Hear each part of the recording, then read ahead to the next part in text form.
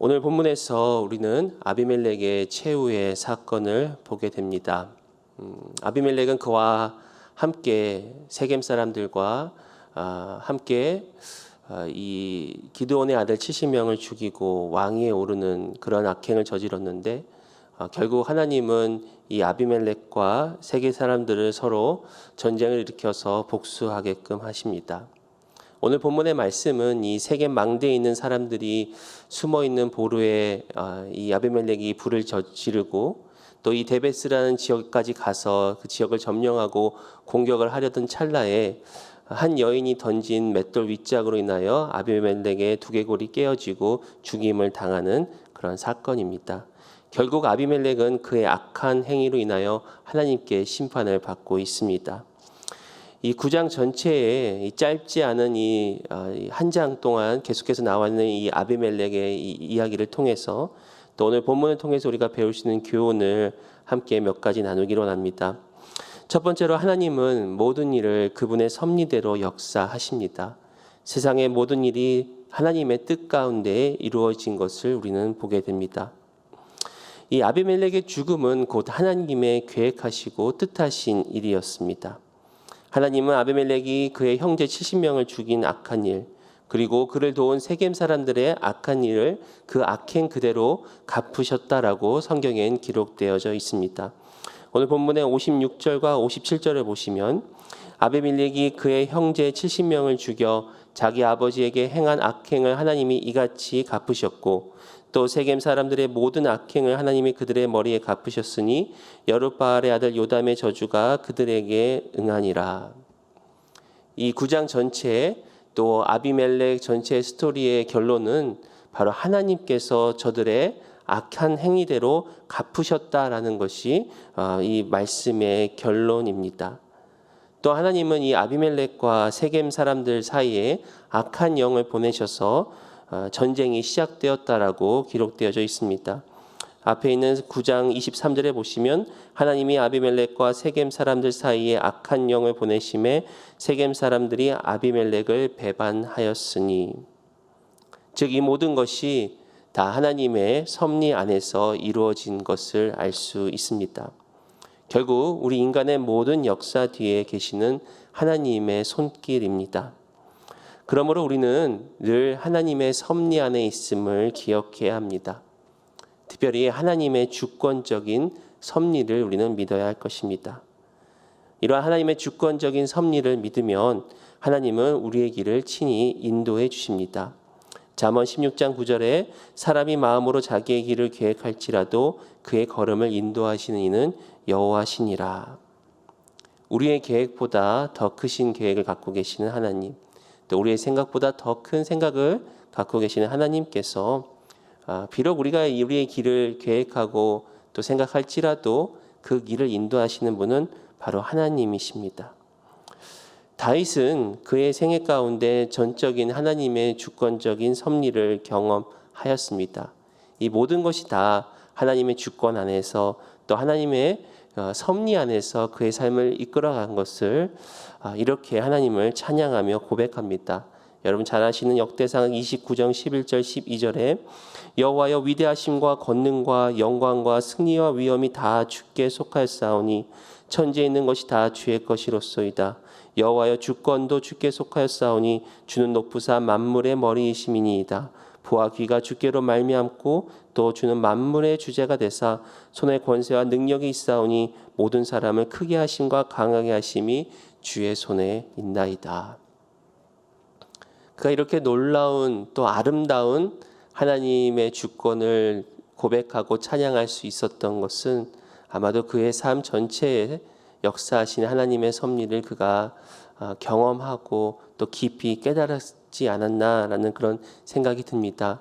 이러한 하나님의 주권 또 하나님의 섭리를 우리는 날마다 경험하고 또 날마다 이를 인하여 하나님을 찬양하는 저와 여러분들이 되었으면 좋겠습니다. 그렇다면 오늘 이 본문과 사건을 통해서 하나님은 과연 어떠한 섭리를 이루고 계시는지 몇 가지 나누기로 합니다.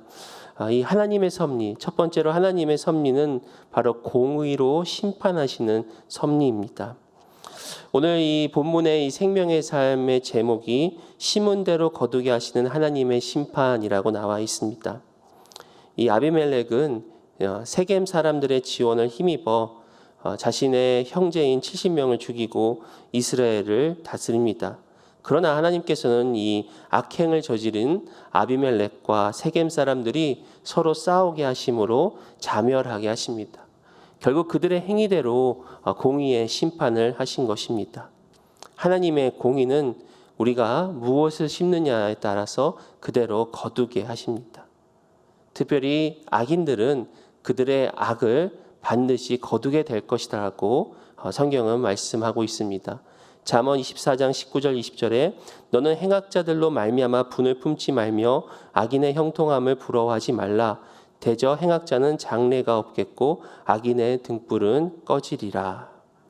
바로 하나님의 공의의 심판을 통해서 악인들은 반드시 저들의 등불은 꺼질 것이다 라고 말씀합니다. 또 하나님은 우리 믿는 자들에게 이 땅 가운데 울며 씨를 뿌릴 때 기쁨으로 거둘 것이다 라고 약속의 말씀을 주십니다. 시편 126편 6절에 울며 씨를 뿌리러 나가는 자는 반드시 기쁨으로 그 곡식단을 가지고 돌아오리라. 우리가 이 땅 가운데 또 고난 가운데 어려움 가운데 또 우리가 눈물로 씨앗을 뿌리는 모든 기도가 하나님께서는 기쁨으로 반드시 그 단을 가지고 돌아올 것이다 라고 우리에게 말씀을 하고 계십니다. 이처럼 하나님은 우리가 뿌리는 대로 거두는 농작의 원리에 따라 섭리하십니다. 특히 공의의 심판주이신 하나님께서는 악인들은 악인들의 행위대로 심판하시고 또 주님 안에서 의를 얻은 저와 여러분들은 우리의 또 눈물과 우리의 기도대로 하나님께서는 그대로 우리에게 심판해 주신다는 것입니다. 또 두 번째로 역사하시는 하나님의 섭리는 바로 역설적인 섭리로 역사하신다는 것을 알 수가 있습니다. 특별히 이 세상의 이치와는 다른 하나님의 역설적 섭리를 우리는 날마다 발견하게 됩니다. 오늘 아비멜렉을 죽게 한 여인은 바로 맷돌을 던져서 이 아비멜렉을 죽게 하였습니다. 본문 53절과 54절 보시면 한 여인이 맷돌 윗짝을 아비멜렉의 머리 위에 내어 던져 그의 두개골을 깨트리니 아비멜렉이 자기의 무기를 든 청년을 급히 불러 그에게 이르되 너는 칼을 빼어 나를 죽이라. 사람들이 나를 가리켜 이르기를 여자가 그를 죽였다 할까 하노라 하니 그 청년이 그를 찌르매 그가 죽은지라. 이 하나님께서 아비멜렉을 심판하실 때 다른 강한 용사를 사용한 것이 아니라 이 약한 여성에 의하여 죽임을 당하게 하십니다. 일반적인 이 세상의 이치는 더 강한 자가 약한 자를 누르고 이기고 무찌르는 것이 세상의 이치이지만 하나님의 역사는 이처럼 역설적으로 섭리하셔서 결국 세상의 이치를 뛰어넘은 하나님의 섭리를 우리를 바라보게 하십니다. 이 세상의 어떤 강한 군사력이나 더 큰 권세를 가진 사람들이 아니라 하나님께서는 약한 자를 들어서 사용하시는 것입니다. 성경에 이미 많은 인물들 가운데 이처럼 연약한 그러한 사람들로 인하여 하나님은 큰 일을 이루시는 것을 보게 됩니다. 모세가 하나님께 부르심 받았을 때는 이미 80세의 노인이었습니다. 그리고 다윗이 이 블레셋의 장군을 무찌를 때 그는 어린 목동이었습니다. 또 우리가 함께 보고 있는 이 사사기를 통해서 여선지자 드보라, 또 왼손잡이 에훗, 또 작고 미약한 기드온 등 하나님께서 이처럼 작고 연약한 그런 사람들을 통해서 하나님의 일을 이루십니다.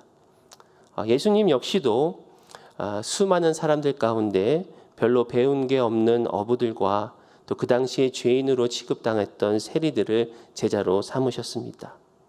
이는 세상적으로 봤을 때는 도저히 맞지 않는 것처럼 보입니다. 그러나 하나님께서는 이러한 세상의 이치와는 다르게 연약한 자들을 사용하셔서 결국은 하나님께서 친히 일하시고 또 하나님께서 친히 영광 받으시도록 섭리하시는 것을 우리는 알 수가 있습니다. 또한 이 아비멜렉은 자신의 형제들까지 죽이면서 스스로 왕이 되고 스스로 머리가 되려고 하였습니다.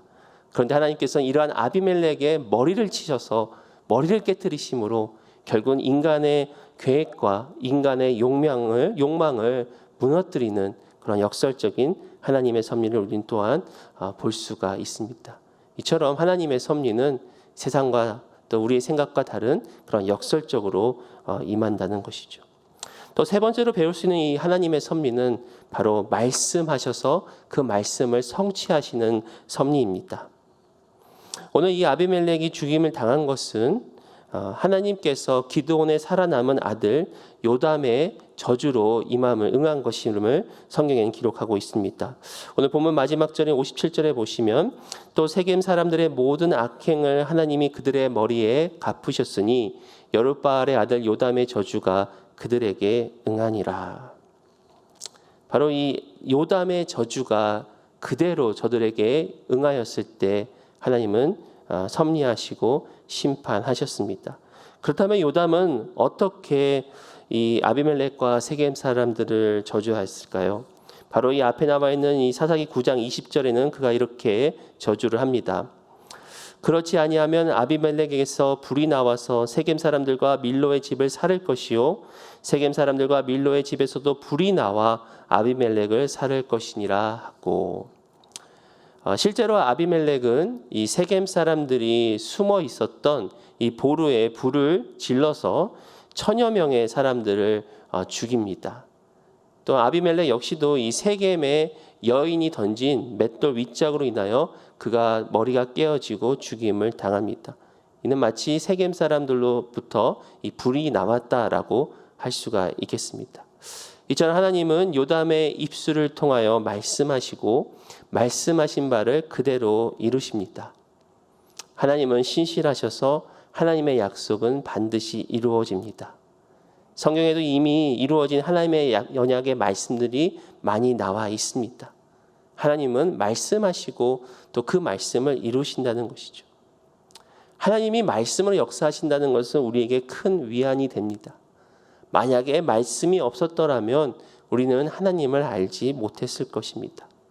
즉 하나님이 누구시며 또 하나님이 어떻게 역사하신지를 우리는 알지 못하고 이 세상 가운데 두려움 가운데 또 불확실 가운데 있었을 것입니다. 우리가 코로나 시대를 거치면서 이 코로나 시대의 가장 큰 특징 중 하나는 불확실성이라고 이야기를 합니다. 한치 앞을 내다볼 수 없는 그런 불확실한 그런 세상 가운데 우리는 살고 있습니다.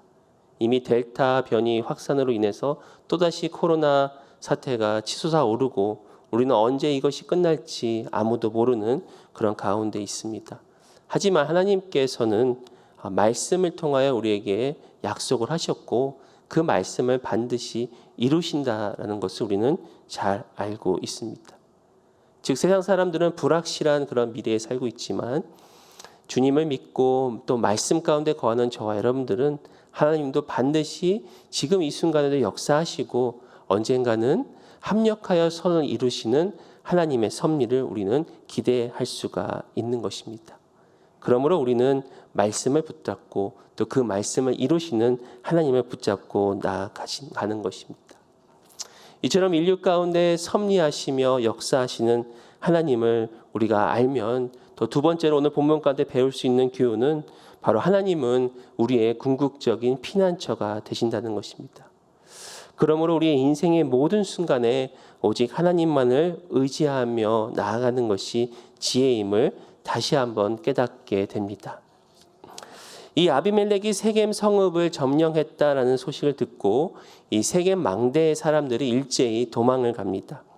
46절에 보시면 세겜 망대의 모든 사람들이 이를 듣고 엘브리 신전의 보루로 들어갔더니, 여기서 나오는 이 보루란 바로 땅 밑에 공간을 만들어서 피난처와 같은 그런 장소입니다. 특별히 오늘 본문에서 이 보루에서 죽은 사람이 1000여 명 가량 된다고 하니까 그 규모가 적지 않다는 것을 우리는 알 수 있습니다. 이 세겜 망대 사람들은 아비멜렉이 지금 쳐들어왔다라는 그런 소식을 듣자 얼른 이 엘브리 신전, 즉 바알 신을 섬겼던 그 신전에 가서 그들의 몸을 숨기고 있는 것입니다. 아마 그들이 그 보루의 몸을 숨긴 것은, 특별히 신전 위에 있는 보루의 몸을 숨긴 것은 아마도 그들이 섬기고 있는 그 신이 직접 그를 도와줄 것이다, 그들을 구해낼 것이다라는 그런 어떤 믿음으로 행한 행위가 아닌가라는 그런 생각을 합니다. 하지만 곧 그들이 어디 있는지 아비멜렉에게 발칵이 되고 아비멜렉은 불을 질려서 보르에 있었던 이 1000여 명가량을 다 죽이게 됩니다. 다시 한번 본문 47절부터 49절 보시면 세겜 망대의 모든 사람들이 모인 것이 아비멜렉에게 알려짐에 아비멜렉 및 그와 함께 있는 모든 백성이 살문산에 오르고 아비멜렉이 손에 도끼를 들고 나뭇가지를 찍어 그것을 들어올려 자기 어깨에 메고 그와 함께 있는 백성에게 이르되 너희는 내가 행하는 것을 보나니 빨리 나와 같이 행하라 하니 모든 백성들도 각각 나무가지를 찍어서 아비멜렉을 따라 보루 위에 놓고 그것을 얹혀 있는 보루에 불을 놓음에 세겜 망대에 있는 사람들이 다 죽었으니 남녀가 약 1000명이었더라.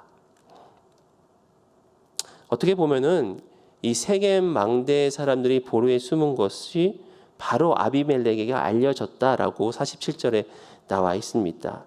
이는 아비멜렉이 치밀하게 지금 계획을 세우면서 또 그들 가운데에 이 첩자까지 이렇게 숨겨 놓으면서 아주 치밀하게 그리고 또 잔인하게 불로 태워 죽일 만큼 잔인하게 그런 모든 일을 다 이루고 있는 것을 봅니다. 또한 여기서 끝난 것이 아니라 이번에는 데레스 지역으로 또 옮겨서 공격하고 점령합니다. 50절 보시면 아비멜렉이 데베스에 가서 데베스에 맞서 진치고 그것을 점령하였더니 이 아비멜렉은 마치 이 기드온이 이 미드안의 세바와 살문나를 끝까지 쫓아가 진멸한 것과 같이 이러한 세겜 사람들을 또 세겜 사람들에게 복수하고 또 세겜 사람들을 죽이려는 그런 집요한 또 잔인함을 우리는 다시 한번 보게 됩니다. 그때 세겜 사람들은 모두가 다 이 망대로 도망을 갑니다. 51절 보시면 성읍 중에 견고한 망대가 있으므로 그 성읍 백성의 남녀 모두가 그리로 도망하여 들어가서 문을 잠그고 망대 꼭대기로 올라간지라. 처럼 세겜 사람들이 위험에 처했을 때 그들이 도망한 곳은 이 에브리 신전 보루 그리고 견고한 망대였습니다. 이 보루와 망대는 그 세겜 사람들에게 도움 또 안전의 보장을 뜻하는 것입니다. 하지만 오늘 본문이 보여주듯이 이 세상의 어느 것도 우리의 안전과 우리의 안위를 보장해 주지 않습니다. 결국 이 모든 것이 다 무너진다라는 것을 알 수가 있습니다. 마침 지난주 토요일 설교를 나누면서 이 망대에 대해서 좀 같이 생각해보고 묵상을 하는 시간이 있었습니다. 그런데 오늘 본문도 보면은 계속 이 망대라는 단어가 거듭 반복되어지면서 어떻게 보면 이 사사기 전반적으로 하나님께서는 이 망대와 같이 인간들이 의지하고 있는 세상의 헛된 것들은 결국 다 무너지고 없어질 것을 우리에게 말씀하고 있지는 않으신가라는 그런 생각을 하게 됩니다. 결국 우리가 진정으로 의지하고 피난처 삼아야 할 분은 오직 하나님이시라는 것을 우리는 알게 됩니다. 시편 46편 1절은 이렇게 고백합니다. 하나님은 우리의 피난처시요 힘이시니 환난 중에 만날 큰 도움이시라.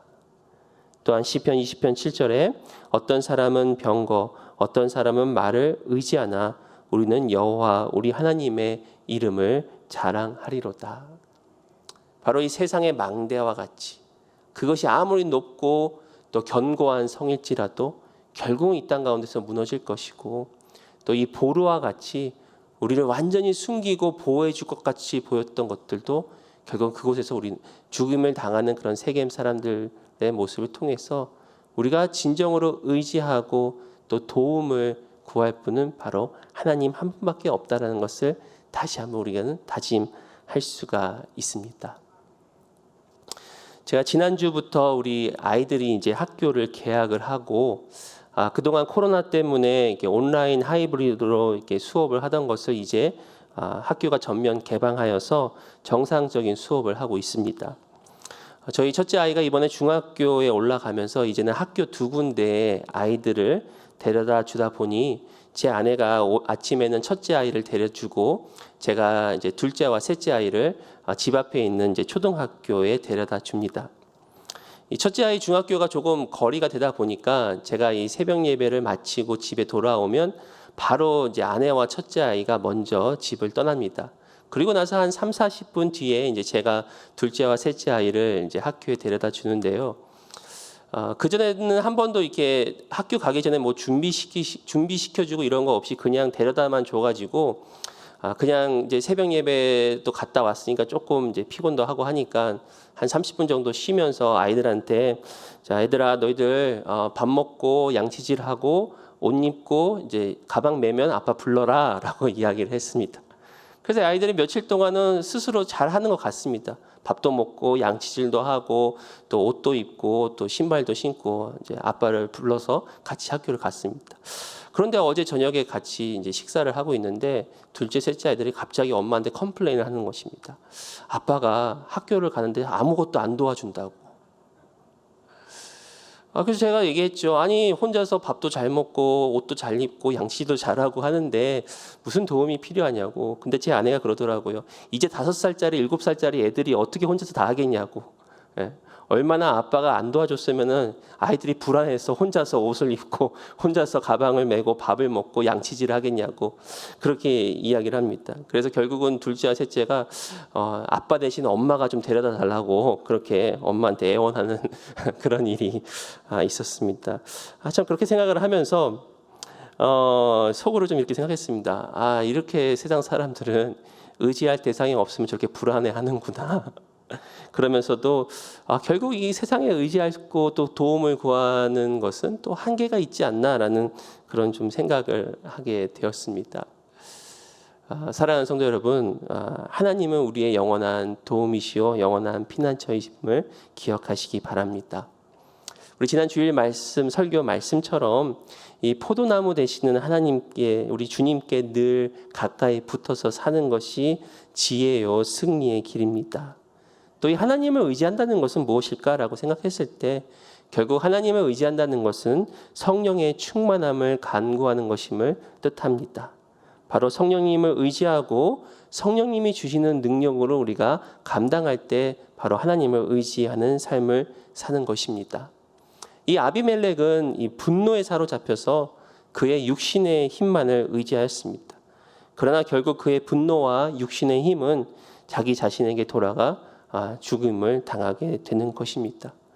그러므로 하나님을 의지한다는 것은 결국 우리의 힘이 아닌 성령의 능력을 의지하는 것이요 또 우리 인간의 지혜가 아닌 하나님의 주시는 하늘로부터 오는 지혜와 또 하늘로부터 오는 그런 은혜를 간구하는 삶이야말로 하나님을 의지하는 삶임을 믿습니다. 오늘 말씀을 마치면서 이 아비멜렉의 두개골이 깨어졌다라는 그 대목을 통해서 예수님의 이 골고다 언덕을 좀 생각해 보게 되었습니다. 이 두개골이라는 그 단어가 마침 이 골고다라는 단어와 연관이 된다라고 그렇게 설명이 되어 있는 것을 보았습니다. 이거는 인간의 힘을 이용해서 악을 저지른 이 아비멜렉은 결국 그의 두개골이 깨어졌지만 그리고 세겜 사람과 함께 멸망을 당하였지만 오직 하나님의 뜻만을 구하고 또 성령님만을 의지하며 결국 십자가를 지신 예수님께서는 골고다에 깨지셨지만 그것이 우리 모든 온 인류를 살리는 산 길이 되었음을 우리는 잘 알고 있습니다. 바로 골고다에서 깨어지신 예수님을 우리가 접붙여서 예수님께 접붙여 또 예수님 안에 거하고 예수님 안에 동행하는 것이 진정한 승리의 삶이 아닌가라는 그런 생각이 듭니다. 지난주 주일 설교 말씀 가운데 예수님께 접붙이기 위해서는 결국은 예수님의 상처와 우리의 상처가 만나야 된다라는 그런 대목이 마음의 깊은 울림으로 다가왔습니다. 우리 모두는 이 땅 가운데 살다 보면은 그러한 상처들을 잊고 삽니다. 그런데 우리의 상처가 예수님께 접붙여서 회복이 되기 위해서는 바로 예수님의 상처와 접붙임을 가져야 된다는 것입니다. 즉 예수님의 십자가는 저와 여러분들을 또 회복시키시는 하나님의 또 은혜요, 하나님의 사랑임을 다시 한번 깨닫게 됩니다. 그러면 사랑하는 성도 여러분, 우리가 오늘 말씀처럼 이러한 하나님의 주권적인 섭리를 믿고, 그리고 섭리하시는 하나님만이 우리의 영원한 피난처이시요 우리의 도움이심을 우리가 믿고, 또 주님의 상처에 또 우리의 상처를 붙잡고 접붙여서 주님과 함께 동행하며 승리하시는 저와 여러분 되시기를 예수 이름으로 축원드립니다. 기도하시겠습니다.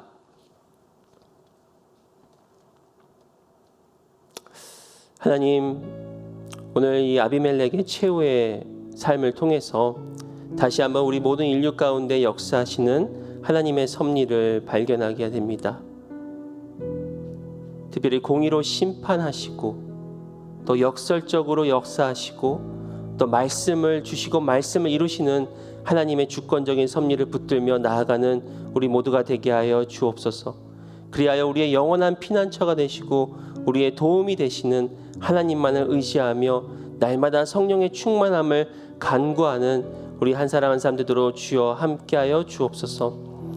이 시간도 여러 가지 사정으로 어려움과 고통 가운데 있는 우리 성도님들을 주님께서 기억하여 주시며 우리를 살리기 위하여 또 우리의 상처를 치유하기 위하여 친히 상처를 내신 우리 예수님의 십자가를 다시 한번 바라보며 나아가기로 합니다. 주님께서 위로하여 주시고 주님께서 그 가운데 역사해 주셔서 세상이 줄 수 없는 진정한 평강과 또 세상이 줄 수 없는 위로로 주여 함께하여 주시옵소서. 특별히 병상에 계시는 우리 성도님들 주님께서 기억하여 주시며 병상 가운데 위로와 치유의 광선으로 주여 함께하여 주시옵소서. 아직도 코비드 델타 변이 감염으로 인하여 많은 환자들이 있고 또 여러 가지 온 인류가 고통 가운데 있습니다. 하나님께서 긍휼히 여겨주시고 이 땅 가운데 하나님의 섭리하심과 하나님의 선하심을 나타내 주옵소서.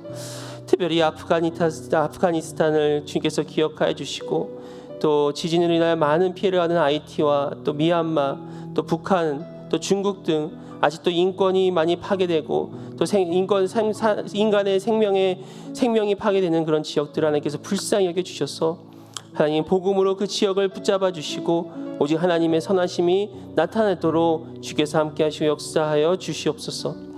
특별히 지마를 섬기시는 정수영 대표를 위해서 기도합니다. 하나님께서 사역에 하나님의 기름 부으심이 넘치며 사역이 열방으로 확장되게 해주시고 청소년 훈련을 통하여 많은 지도자를 잘 섬길 수 있는 그런 사역이 될 수 있도록 우리 정수영 선교사님 주께서 붙잡아 주시고 함께하여 주시옵소서.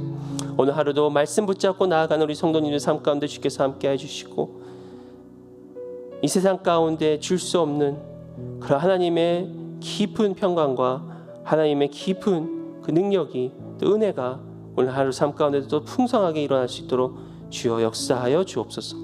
모든 걸 감사드리옵고 예수 그리스도의 이름으로 기도드리옵나이다. 아멘. 하늘에 계신 우리 아버지여, 이름이 거룩히 여김을 받으시오며 나라의 마옵시며 뜻이 하늘에서 이루어진 것 같이 땅에서 이루어지이다. 오늘 우리에게 일용할 양식을 주옵시고 우리가 우리에게 죄진 자를 사하여 준 것 같이 우리 죄를 사하여 주옵시고 우리를 시험에 들지 말게 하옵시고 다만 악에서 구하옵소서. 그 나라와 권세와 영광이 아버지께 영원히 있사옵나이다. 아멘.